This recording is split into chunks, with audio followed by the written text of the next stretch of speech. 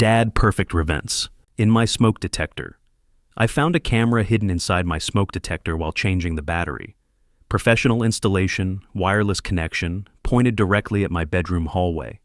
At 62 years old, living alone on my ranch outside Casper, Wyoming, why would anyone need to watch me sleep? To find the truth, I left that camera exactly where it was. I didn't tell anyone. I just started paying attention. 3 days later, my son asked me a question he couldn't have known to ask unless he'd been watching. That's when everything I thought I knew about my family shattered. My name is Howard Palmer. Before I tell you what happened next, I want you to understand something. I spent 28 years as an FBI financial crimes agent. I've seen fraud in every shape imaginable. Embezzlement schemes, identity theft rings, money laundering operations that would make your head spin. I thought I knew what betrayal looked like. I was wrong. The Saturday morning battery check was something my late wife Catherine started 25 years ago. Every 6 months, like clockwork, change the smoke detector batteries, test the carbon monoxide alarms, check the fire extinguisher. She'd been gone 4 years now, but I kept the routine. It felt like keeping a small piece of her alive. I was standing on my stepladder in the upstairs hallway, unscrewing the smoke detector cover, when I noticed something wrong. The weight was off, too heavy for just a 9-volt battery and some wiring. I pulled the whole unit down and looked inside. There it was, a tiny black cylinder no bigger than my thumb, nestled beside the battery compartment. A lens.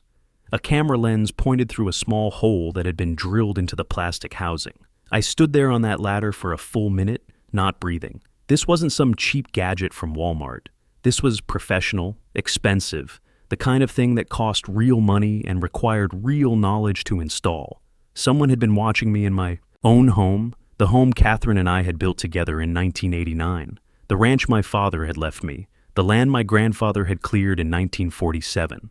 I climbed down carefully and sat at my kitchen table, the smoke detector in front of me like evidence at a crime scene, because that's exactly what it was. I made myself think logically. Who had access? Who had opportunity?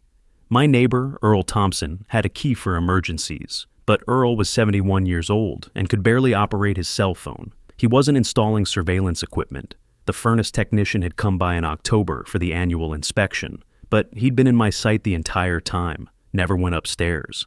And then there was my son, Travis.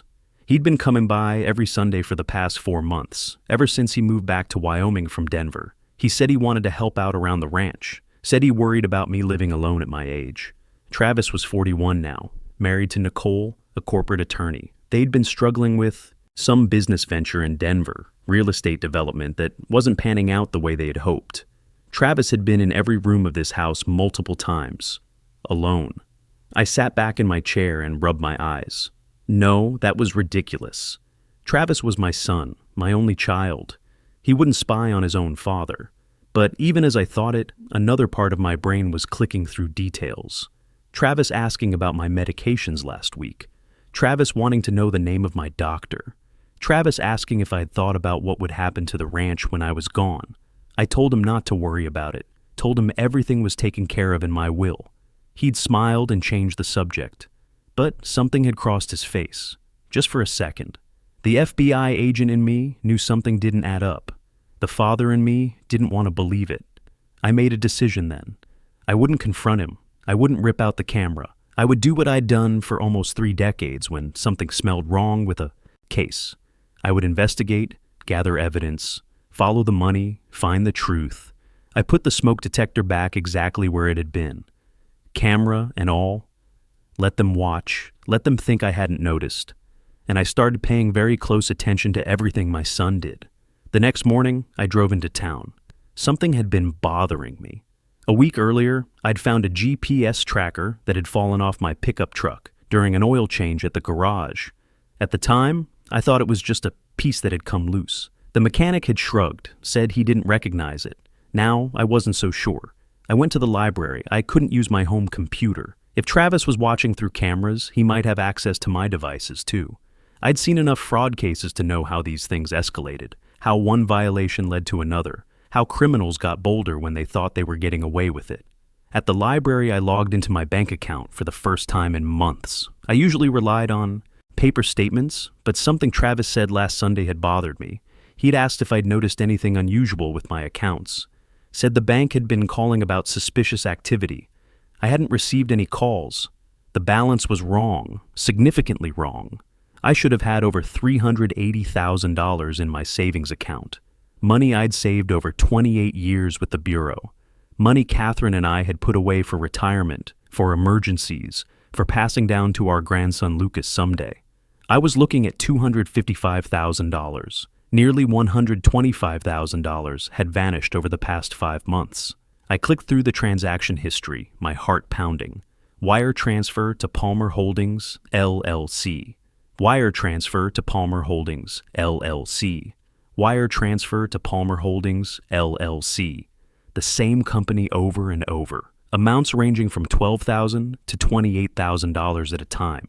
Small enough not to trigger automatic fraud alerts. Large enough to add up fast. I'd never heard of Palmer Holdings, LLC. I'd certainly never authorized any transfers. I searched for the company, nothing. No website, no registration, no business license on file with the Wyoming Secretary of State. A ghost company, the kind I used to find buried in fraud cases. The kind that existed only on paper to move money around. Someone had been stealing from me. Someone with access to my banking information. Someone who knew exactly how much they could take without setting off alarms. I thought about the camera in my office, pointed at my desk, pointed at the drawer where I kept my bank book and password list, because Catherine had always insisted I write everything down in case I forgot. I closed the browser and sat there in the library, surrounded by teenagers doing homework and retirees reading newspapers. My hands were shaking, not from fear, from anger. My son was stealing from me. My own blood. But I needed proof, concrete, undeniable proof, the kind that would hold up in federal court. Because if I was right, if Travis had really done this, I wasn't just going to confront him, I was going to prosecute him. That afternoon, I made a call to an old colleague. Carl Winters had been county sheriff for 15 years. We'd worked together on several cases back when I was still with the Bureau. Carl was one of the good ones, straight arrow, didn't cut corners. We met at a diner outside town, far enough that no one would recognize us together. I told him what I'd found, the cameras, the GPS tracker, the unauthorized transfers, my suspicions about Travis. Carl listened carefully, took notes, asked the kind of questions a good investigator asks. Then he leaned back in his chair and let out a long breath. "Howard, I believe everything you're telling me, but without concrete evidence connecting Travis to those transfers, we need to be careful. It could technically be identity theft by a stranger. The cameras are concerning, but if Travis has access to your home with your permission, it gets complicated legally." I understood. I'd been on the other side of this conversation dozens of times. Victims who were certain they knew who'd wronged them, but certainty wasn't evidence. "What do you suggest?" I asked. He gave me the name of a private investigator in Cheyenne, a woman named Diane Fletcher, who specialized in elder financial abuse cases. Carl said she was thorough, discreet, and she knew how to build cases that prosecutors could actually use. "Document everything," Carl said. "Take photos of those cameras, save every bank statement, write down every conversation with Travis, every time he visits, every question he asks. And Howard, be careful. If Travis is doing what you think he's doing, these cases usually escalate. When they realize you're onto them, they get desperate." The word escalate stayed with me all the way home. I called Diane Fletcher the next morning from a payphone outside the gas station. Old habits. If Travis had access to my phone records, I didn't want him seeing calls to a private investigator. We met that afternoon at a coffee shop in Laramie, far enough from Casper that no one would recognize me. Diane was in her mid-50s, sharp-eyed with the kind of direct manner I appreciated. No nonsense, no false sympathy, just business. She'd been a forensic investigator with the Colorado Securities Commission for 15 years before going private. She knew financial crime inside and out. I told her everything. She didn't interrupt, just took notes in a small leather notebook, her pen moving fast and precise. When I finished, she sipped her coffee and nodded. "This matches a pattern I've seen before," she said. "Adult children who feel entitled to their parents' assets. They start with surveillance to learn routines and access information. Bank passwords, PINs, security questions. Then they begin the financial exploitation. Wire transfers, forged checks, stolen credit cards. The final step is usually establishing legal control. Legal control? I asked, though I already knew where this was going. Power of attorney, she said. Guardianship. Having you declared mentally incompetent. Once they have that, they can sell your property, drain your accounts, even decide where you live, put you in a care facility, all completely legal if a doctor signs off on it. My blood went cold. Travis had asked about my doctor 2 weeks ago, asked if I was sleeping okay, asked if I felt confused sometimes, forgetful. I'd brushed it off as normal concern from a son about his aging father. Now I saw it for what it was, groundwork, building a narrative that I was losing my grip, that I needed someone to take care of my affairs. How do I stop it? I asked. First, we gather evidence, Diane said. I can trace those wire transfers. Palmer Holdings sounds like a shell company. If it is, there's a paper trail somewhere. Someone had to register it, open bank accounts for it, move money through it. Second, we document everything about those cameras, serial numbers, model information, purchase records if we can find them. Third, we determine who else is involved. Your son's wife, maybe. Business partners. Anyone who stands to benefit. She paused, studying my face. But, Howard, if Travis really is behind this, confronting him could be dangerous. I've seen these situations turn violent when the target realizes they've been caught. Elder abuse cases, family turns on family. It gets ugly fast. I'm not going anywhere, I said. This is my home, my land. 3 generations of my family have worked this ranch. I'm not letting anyone take it from me, not even my own son. Diane nodded slowly.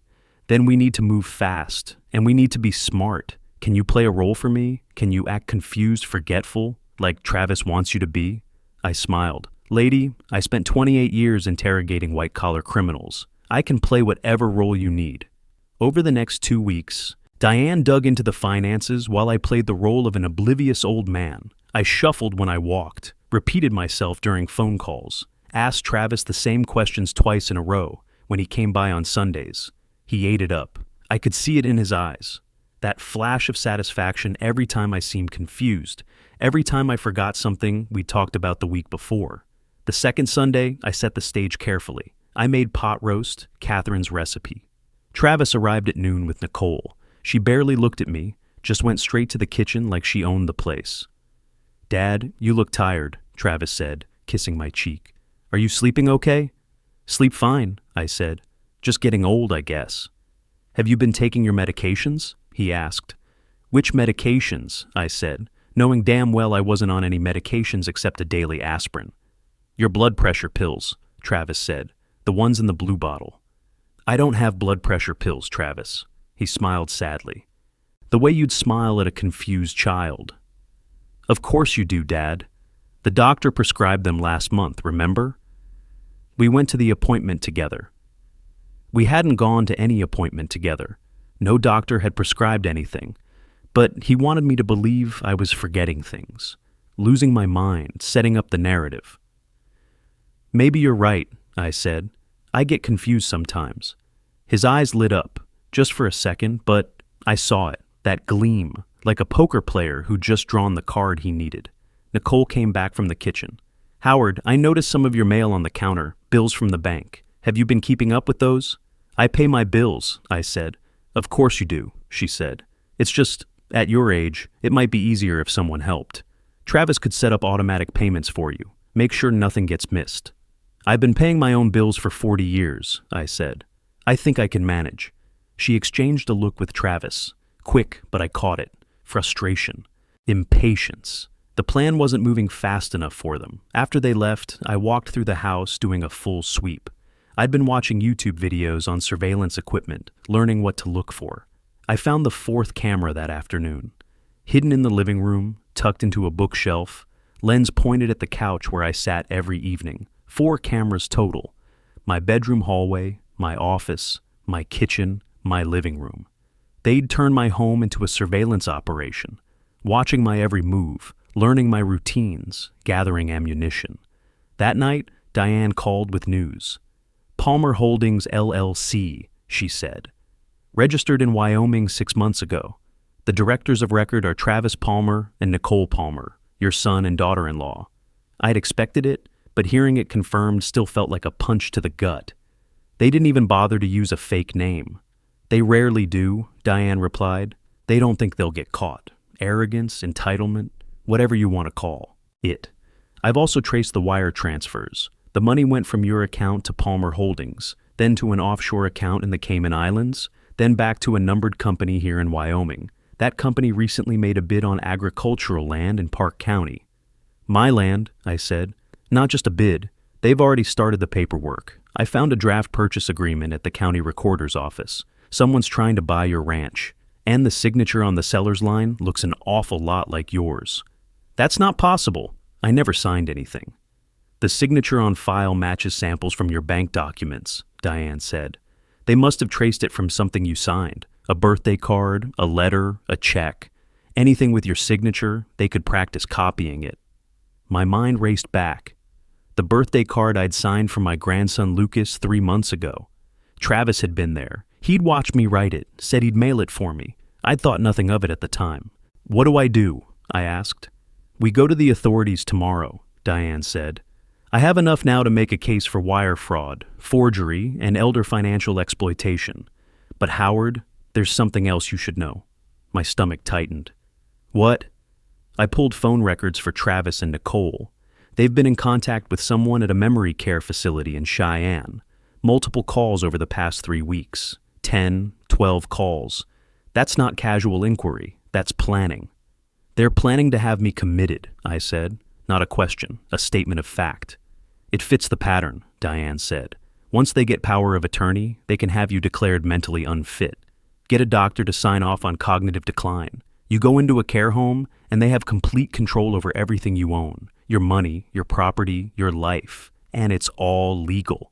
I hung up the phone and sat in the darkness of my living room. The camera in the bookshelf watched me silently, recording everything, gathering evidence that I was a confused old man who spent his evenings sitting alone in the dark. My own son was planning to steal my money, forge my signature, take my land, and lock me away in a care home, all while eating Sunday pot roast at my table and pretending to worry about my health. What would Catherine say if she could see this? What would she do? I knew the answer. Catherine never backed down from anything in her life. When cancer came for her, she fought it every single day for 2 years. She wouldn't want me to give up now. She'd want me to fight. I looked up at the camera hidden in the bookshelf, smiled right at the lens. Watch this, I said quietly.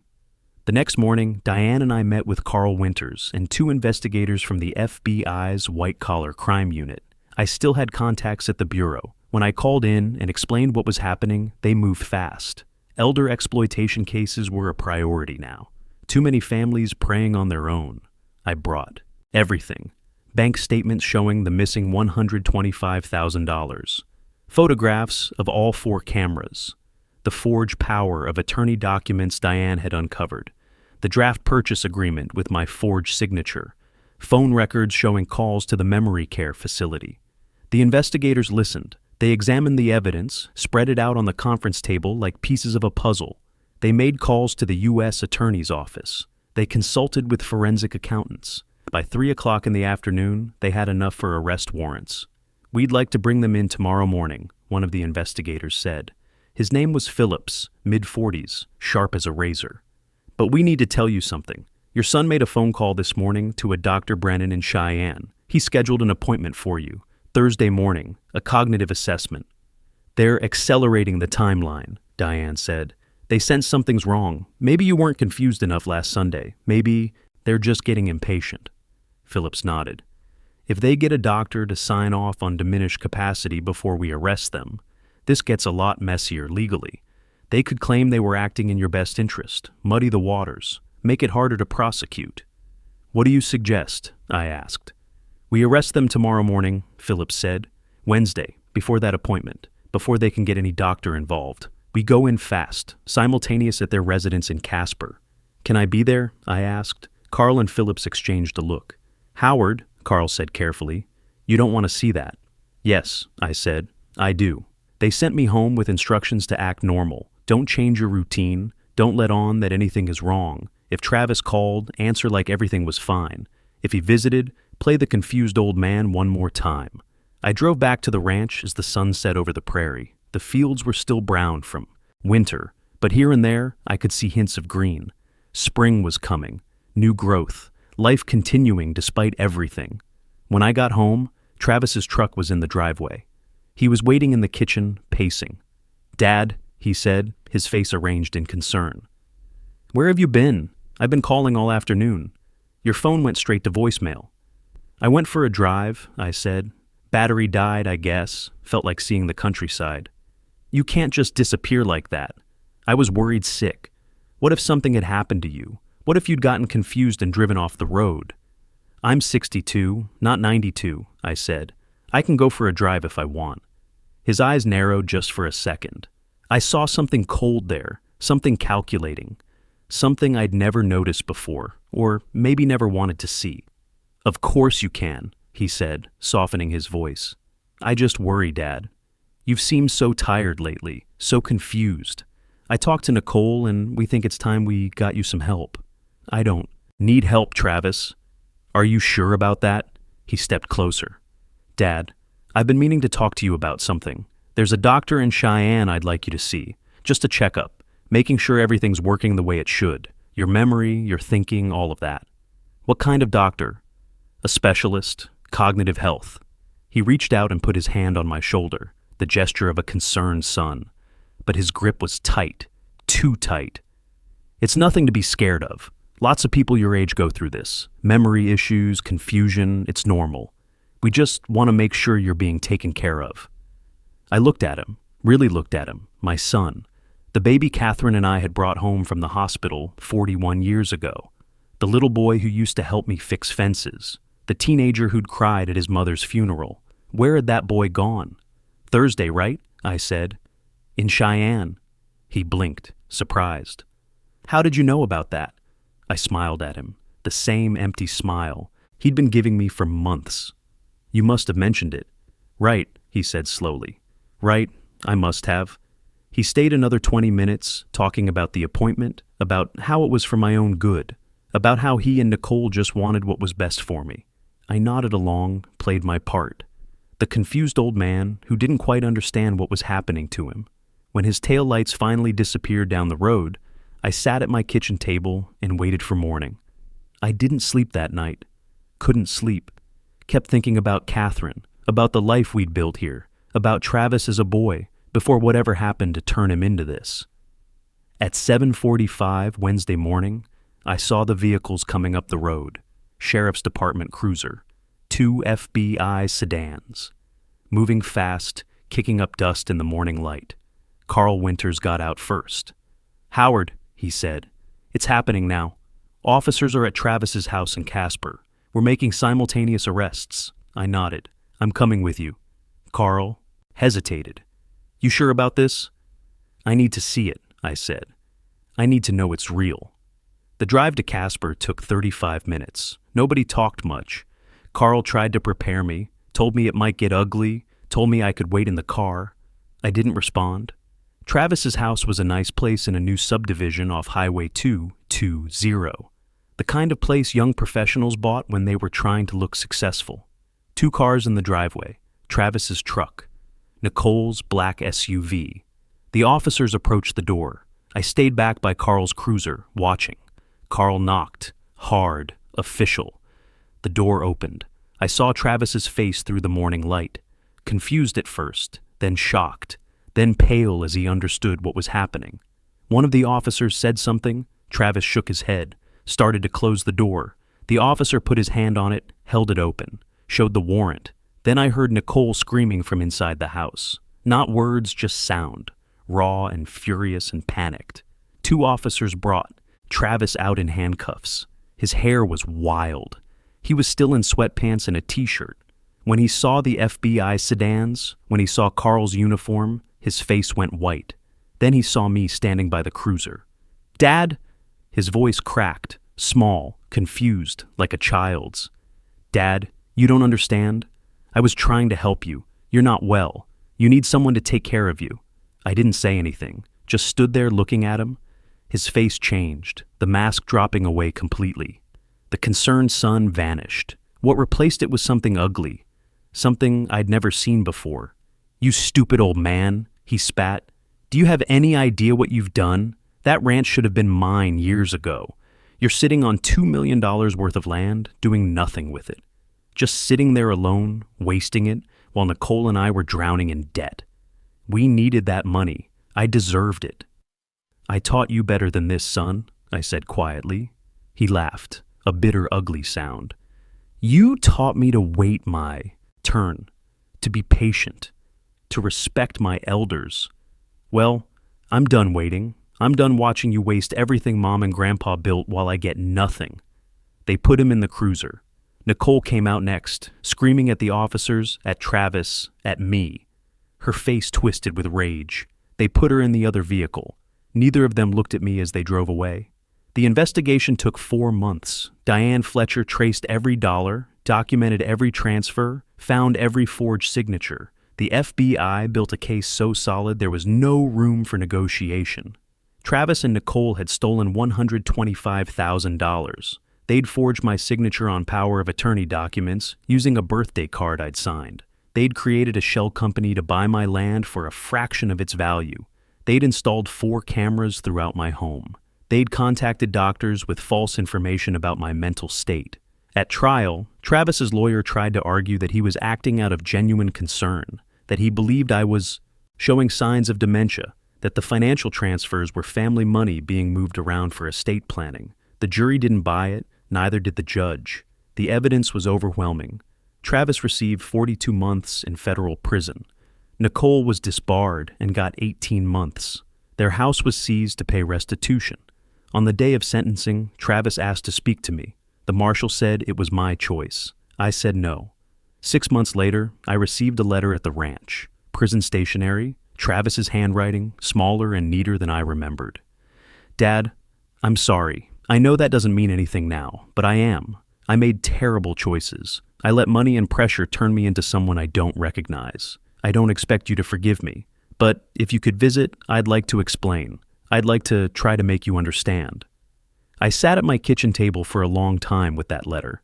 Then I got out a piece of paper and wrote one line. "The door isn't locked forever, but you have to earn it." Back. I mailed it the next day. I never heard from him again. My grandson Lucas came to visit last month. He's 21 now, finishing his degree at the University of Wyoming. Environmental science. He wants to work for the Forest Service. He asked about his father. I told him the truth, that Travis had made bad choices, that those choices had consequences, that none of it was Lucas's fault. "Grandpa," he said as we walked through the fields, "what's going to happen to all this?" I told him that I'd change my will, that the ranch would go to him when I was gone, held in trust until he was 30, that I'd set up funds for his education, for his future. He cried, hugged me hard. "I won't let you down." "I know you won't," I said, because he had Catherine's eyes, her sense of right and wrong. Looking back now, I realize how close I came to losing everything. If I hadn't noticed that camera, if I hadn't trusted my instincts, if I'd believed what Travis wanted me to believe, I'd be in a care, home right now, drugged, helpless, watching strangers sell off everything 3 generations had built. It happens more than you think. Diane told me she handles dozens of cases like mine every year. Most never get reported. The victims are too ashamed, too confused, too scared. If something feels wrong in your family, trust that feeling. Document everything, tell someone, get help. I learned this. Love is not an excuse for exploitation. Blood is not a license to steal. And age doesn't make us helpless unless we let it. I'm 62 years old, still living on my ranch, still changing those smoke detector batteries every 6 months, just like Catherine taught me. The cameras are gone, the shell company is dissolved, my accounts are secure. Every morning I walk through my fields and thank God for another day on land my family has worked for 3 generations.